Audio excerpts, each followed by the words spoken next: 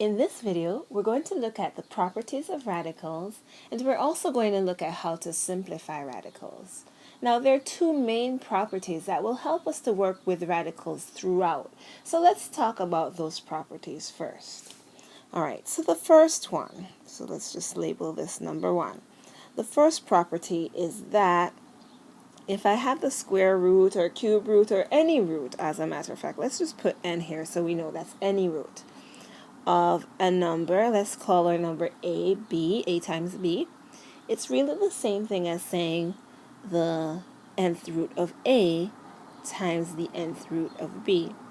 And this is a super important and super powerful property. For example, if I said to you the square root of 50, that's really the same thing as saying the square root of 25 times the square root of 2, which helps us to have this simpler. So as you can see here, the square root of 25 we know is just 5, and then we have 2.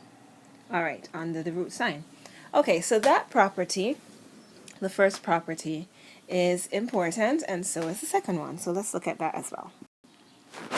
Okay, so our second property states that the square root or cube root or nth root, any root actually, of a over b, so a fraction of some sort, is equal to the nth root of a over the nth root of b. Now that's pretty convenient. It looks like what it should be, and it makes life easy. These two properties are exactly what you think they should be. So for example, if I had the square root of 4 over 9, that's really just the square root of 4 over the square root of 9, which is really just 2 over 3. Alright, so that's how those properties work. But how do we use them? Okay, so at some point you'll probably have to multiply radicals, divide radicals, and you'd have to simplify radicals. You want them in the simplest form. And well, we need to talk about what exactly do we mean when we say the simplest form of a radical. Well, the simplest form of a radical has to have two things in place. So the first thing is that for the simplest form of a radical, you cannot have a number. All right, so you know how this number in here is called the radicand? All right, so the radicand cannot have a factor that can be rooted. All right, that sounds confusing. So let's just look at an example and you will see what I mean. All right, so for example, if I had here the square root of 5, that's okay because you cannot find the square root of 5. But if I have here the square root of 50, as we just saw, 50 does have a factor that can be rooted, and that factor is 25. And since 50 has a factor that can be rooted, then this is not in its simplest form. That's not allowed. So now, as we did before, it would be root 25, root 2, which is 5 root 2. But you already saw that example. So let's look at another example. So the radicand cannot have a factor with, and I'm going to just say root because it could be square root, cube root, so on and so forth. So it cannot have a factor with a root. In this case, square root. All right, so let's look at an example that we haven't done yet.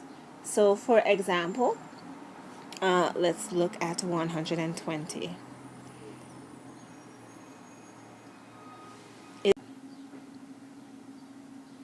All right, so what you want to ask yourself is, does 120 have any factors that can be rooted? So you actually have to explore the factors of 120. There are different ways to look at factors, and I'm not going to explore every way. I'm just going to do maybe the most straightforward way. But whatever way you have to explore the factors of a number, feel free to go ahead. So I'm actually just going to write out all the factors in pairs. So we have 1 and 120, we have 2 and 60, we have 3 and 40, We have 4 and 30, and we want to keep that one in mind because 4 actually does have a perfect square root. We have 5 and 24, 6 and 20, 8 and 15, 10 and 12.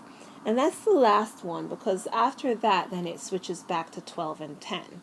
All right, so we only have one number here with a perfect square root. So what we do with that number is we break our 120 into those two pairs. So the square root of 4 times 30 is actually the same as the square root of 120. And from our property we just explored, we know we can have that as root 4 times root 30, which is actually just 2 root 30. And now this is simplified. All right, so that is one of the rules of simplifying a radical. Again, I will reiterate here, we cannot have a radicand with a factor that has a root. So because 120 had a factor of 4, we had to simplify it. Over here, because 50 had a factor of 25, we had to simplify it. But there is one more thing that we need to know about a radical and simplifying a radical. So let's keep going. So the second thing that we need to know about simplifying a radical is that we cannot have a radical in the denominator. So for example, having a radical in the denominator, like here, is a no-no. We can't have a radical in the denominator. And we also cannot have a number, a fraction, which is rooted. So we cannot have a fractional radicand. So this is not allowed. We can't have a fraction as the radicand. So how do we go about simplifying something like this? Well, let us actually look at an example. Let's use this as an example. So here we have a fraction and it's the radicand, and that's terrible. We need to go ahead and simplify it. Well, according to our property, the second property, we know that this is the same as root 1 over root 5, which helps us only a little because we still have a radical at the bottom of our fraction here. Well, firstly, let's get rid of that square root 1. We know the square root of 1 is simply 1, and that's now over root 5. So here is the rule. Here is how you get rid of a radical in the denominator. All we have to do is multiply the radical by itself. Since it's square rooted, we have to square it. If it were cube rooted, we would have to cube it. If it were fourth rooted, you got it. We would have to raise it to the fourth power. That will help us to get rid of that radical. But whatever we do to the bottom, we have to also do to the top. Keep in mind, we squared the bottom. We're not going to just square the top. We squared the bottom, meaning we multiplied it by root 5. We have to multiply the top by root 5 as well. All right. So we have here 1 times root 5 gives us root 5. Root 5 times root 5 gives us root 25, which we already know root 25 is just 5. So now we have root 5 over 5, and it has been simplified. So the point here is that there is no radical in the denominator. It's okay to have it in the numerator. It's not okay to have it in the denominator. So no radical in the denominator. All right, just to make sure you're comfortable with this, let's do another. All right, so in this example, we have a cube root in our denominator. And we know it's not in the simplest form because that radical is there. Now, in this case, we're not going to just square that denominator. That wouldn't help us very much. Because it's a cube root, we have to cube that denominator. So we multiply it by itself here, and then again. All right, and as you know, what we do to the bottom must happen to the top as well. So we're multiplying the same thing here, and again here. All right, so at the top we have 2 cube root of 4 cube root of 4 over cube root of 4 times 4 times 4, which is actually 4 cubed. All right, so what does that become?